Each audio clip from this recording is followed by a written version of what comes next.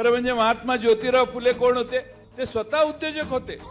1869-70च्या काळामध्ये महात्मा ज्योतिराव फुले यांच्या कंपनीचा टर्नओव्हर टाटा कंपनीपेक्षा जास्त होता.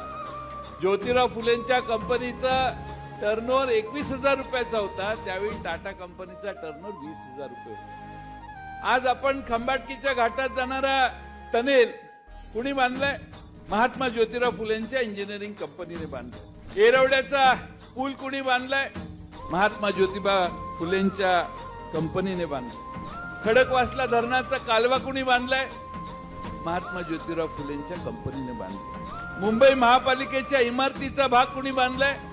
महात्मा ज्योतिराव फुलेंच्या कंपनीने बांधलाय. अगदी शहाजीराव गायकवाडांचा लक्ष्मी विलास राजवाडा देखील महात्मा फुलेंच्या कंपनीने बांधलाय.